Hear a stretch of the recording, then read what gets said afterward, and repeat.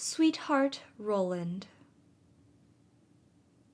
There was once upon a time a woman who was a real witch and had 2 daughters, one ugly and wicked, and this one she loved because she was her own daughter, and one beautiful and good, and this one she hated because she was her stepdaughter.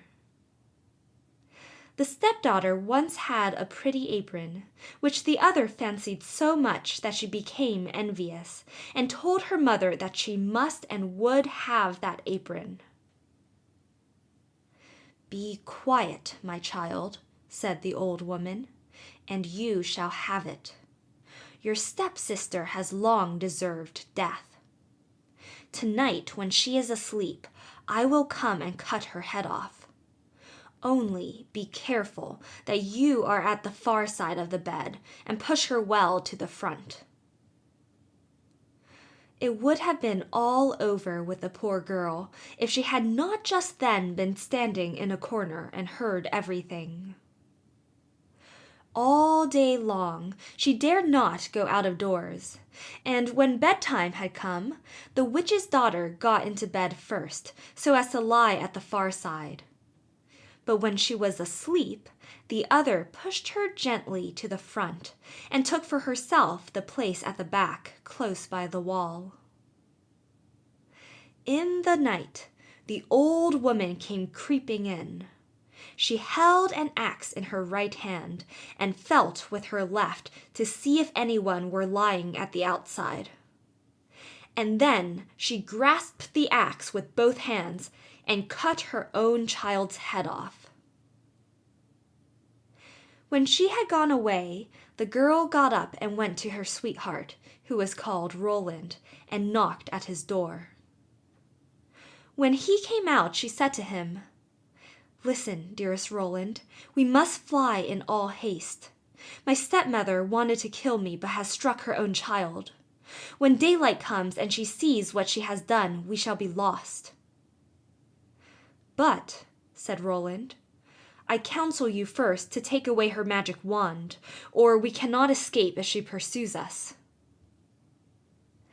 The maiden fetched the magic wand, and she took the dead girl's head and dropped 3 drops of blood on the ground, one in front of the bed, one in the kitchen, and one on the stairs. Then she hurried away with her lover. When the old witch got up next morning, she called her daughter and wanted to give her the apron, but she did not come. Then the witch cried, "Where are you?" "Here on the stairs, I am sweeping," answered the first drop of blood. The old woman went out, but saw no one on the stairs, and cried again, "Where are you?" "Here in the kitchen, I am warming myself," cried the second drop of blood. She went into the kitchen, but found no one. Then she cried again, "Where are you?" "Ah, here in the bed I am sleeping," cried the third drop of blood. She went into the room to the bed. What did she see there? Her own child, whose head she had cut off, bathed in her blood. The witch fell into a passion, sprang to the window, and as she could look forth quite far into the world, she perceived her stepdaughter hurrying away with her sweetheart Roland. "That shall not help you," cried she. "Even if you have got a long way off, you shall still not escape me." She put on her many-league boots, in which she covered an hour's walk at every step, and it was not long before she overtook them. The girl, however, when she saw the old woman striding towards her, changed with her magic wand her sweetheart Roland into a lake, and herself into a duck swimming in the middle of it. The witch placed herself on the shore, threw breadcrumbs in, and went to endless trouble to entice the duck. But the duck did not let herself be enticed, and the old woman had to go home at night as she had come.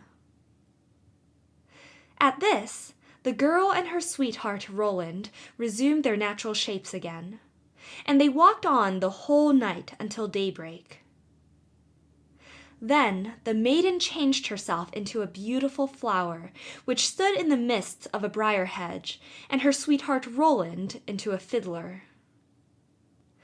It was not long before the witch came striding up towards them, and said to the musician, "Dear musician, may I pluck that beautiful flower for myself?" "Oh, yes," he replied. "I will play to you while you do it." As she was hastily creeping into the hedge and was just going to pluck the flower, knowing perfectly well who the flower was, he began to play. And whether she would or not, she was forced to dance, for it was a magical dance. The faster he played, the more violent springs was she forced to make, and the thorns tore her clothes from her body and pricked her and wounded her till she bled. And as he did not stop, she had to dance till she lay dead on the ground. As they were now set free, Roland said, "Now I will go to my father and arrange for the wedding." "Then in the meantime I will stay here and wait for you," said the girl. "And that no one may recognize me, I will change myself into a red stone landmark." Then Roland went away, and the girl stood like a red landmark in the field and waited for her beloved. But when Roland got home, he fell into the snares of another, who so fascinated him that he forgot the maiden.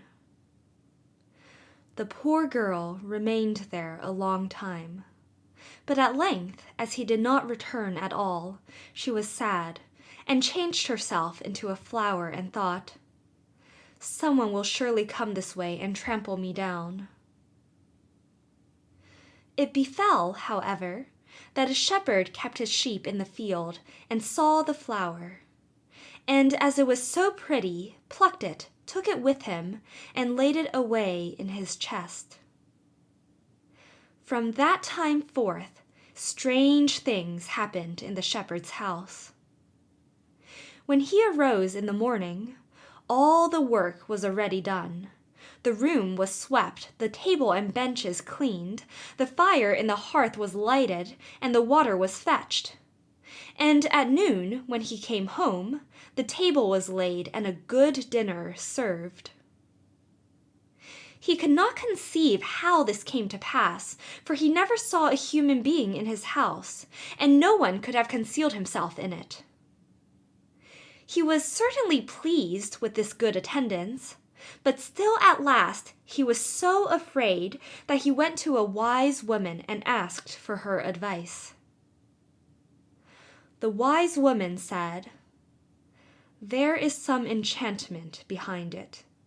Listen very early some morning if anything is moving in the house, and if you see anything, no matter what it is, throw a white cloth over it, and then the magic will be stopped." The shepherd did as she bade him, and next morning, just as the day dawned, he saw the chest open and the flower come out. Swiftly he sprang towards it and threw a white cloth over it. Instantly the transformation came to an end, and a beautiful girl stood before him, who admitted to him that she had been the flower, and that up to this time she had attended to his housekeeping. She told him her story, and as she pleased him, he asked her if she would marry him, but she answered, "No," for she wanted to remain faithful to her sweetheart Roland, although he had deserted her. Nevertheless, she promised not to go away, but to continue keeping house for the shepherd. And now the time drew near when Roland's wedding was to be celebrated. And then, according to an old custom in the country, it was announced that all the girls were to be present at it and sing in honor of the bridal pair. When the faithful maiden heard of this, she grew so sad that she thought her heart would break, and she would not go thither, but the other girls came and took her. When it came to her turn to sing, she stepped back, until at last she was the only one left, and then she could not refuse. But when she began her song, and it reached Roland's ears, he sprang up and cried, "I know the voice. That is the true bride. I will have no other." Everything he had forgotten, and which had vanished from his mind, had suddenly come home again to his heart. Then the faithful maiden held her wedding with her sweetheart Roland, and grief came to an end, and joy began. End of Sweetheart Roland.